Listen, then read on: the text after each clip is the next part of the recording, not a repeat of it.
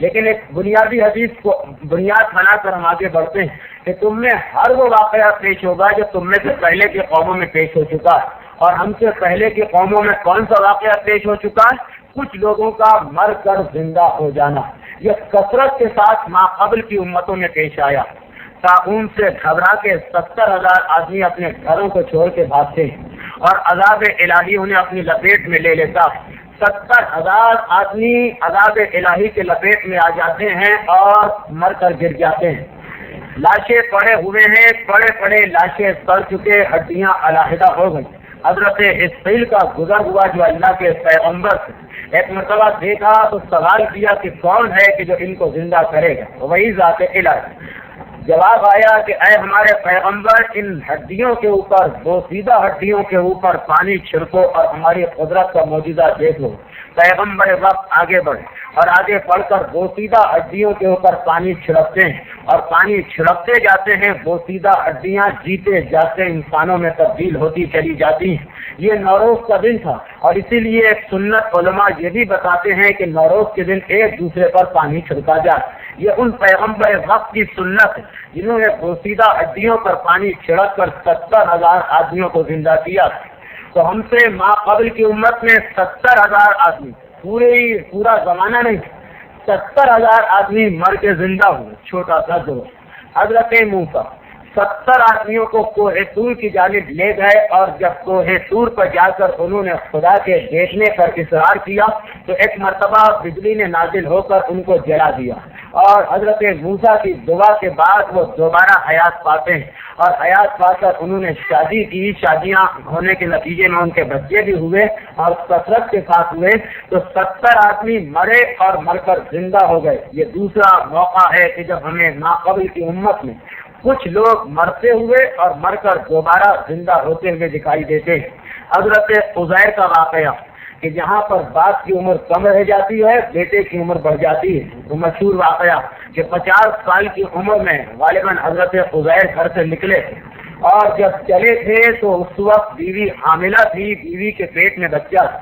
حضرت عزیر گئے، ایک مرتبہ مصلحت الہی کے تحت انہیں موت آ گئی. 100 سال تک اسی حالت میں دریا کے کنارے گدھے کے قریب حضرت عزیر سوئے رہے. 100 سال کی موت کے بعد اس میں خدا کے تحت دوبارہ زندہ ہوئے اور زندہ ہو کر اپنے گھر واپس آئے. تو ان کی عمر تو وہی 50 سال تھی جس عمر میں یہ گھر سے نکلے تھے اور جس بچے کو ماں کے پیٹ میں چھوڑ گئے تھے وہ بچہ پیدا ہو کر 100 سال کی عمر اختیار کر چکا تھا. تو باپ چھوٹا ہو گیا تھا، بیٹا باپ سے بڑا ہو گیا تھا عمر کے اندر. حضرت عزیر کا واقعہ کہ موت آئی اور موت آ کر دوبارہ زندگی نصیب ہوئی. حضرت جرجیس کا واقعہ، ایمان لانا آسان، ایمان کو ثابت کرنا مشکل ہے. 4 دفعہ حضرت جرجیس اس جرم کے اندر شہید کیے گئے کہ وہ حکم الہی پہنچاتے رہتے ہیں. جو واقعہ بڑا مختصر ہم بتا رہے ہیں لیکن اس قابل ہے کہ اس کو تفصیل کے ساتھ کسی نشست میں بیان کیا جائے تاکہ پتہ چلے کہ ایمان لا کر کتنی قربانیاں دینا پڑتی ہیں، کیا کیا مصائب حضرت جرجیس کے اوپر نازل نہیں ہوئے.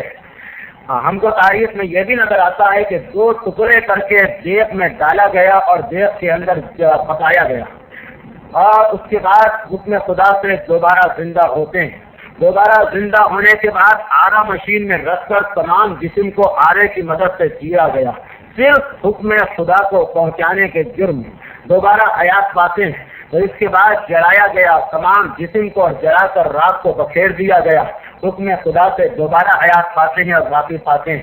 واپس آنے کے بعد تمام جسم کے گوشت کو لوہے سے کاٹ کر کنویں کے اندر ڈالا گیا. حکم خدا سے دوبارہ حیات پا کے واپس آتے ہیں اور اب خدا کا وعدہ پورا ہو گیا اور تمام قوم پر عذاب آیا. تو 4 مرتبہ شہادت پا کر دوبارہ زندگی ملی.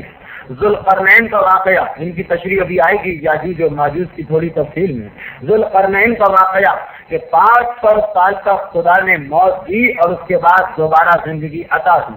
بنی اسرائیل کے اس شخص کا واقعہ کہ جسے اس کے گھر والوں نے، اس کے جداگاد بھائیوں نے عورت کے جھگڑے میں قتل کر ڈالا تھا. کہ جس عورت سے یہ بھائی شادی کرنا چاہتے تھے اس شخص سے وہ تیسرا آدمی بھی شادی کرنا چاہتا تھا. اور لڑکی نے اس تیسرے آدمی کو پسند کر لیا، تو ان دو نے اس تیسرے آدمی کو جو ایک عالم تھا قتل کر کے اس کی لاش کسی اور مقام پہ ڈال دی۔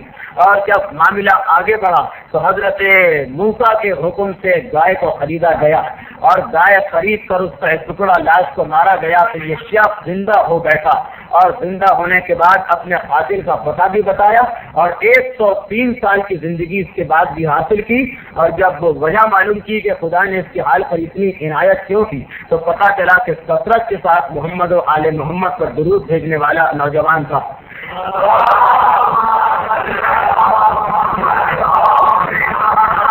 یہ تیسرا، یہ چھٹا یا ساتواں واقعہ ہمیں نظر آتا ہے کہ مر کر ایک شخص کو دوبارہ زندگی دی گئی، تو پتہ یہ چلا کہ ما قبل کی امتوں میں تو یہ واقعہ کثرت کے ساتھ پیش آیا کہ ایک شخص مرا اور مرنے کے بعد دوبارہ اسے زندگی عطا کی گئی۔ تو پیغمبر کی روایت جو تم سے پہلے پیش آیا وہ سب کچھ تمہارے ساتھ پیش آئے گا۔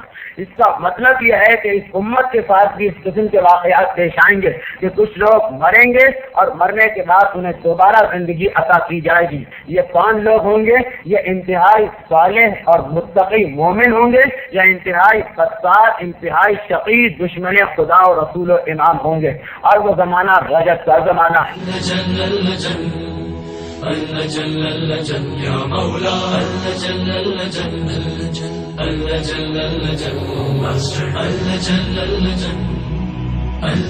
يا صاحب السماء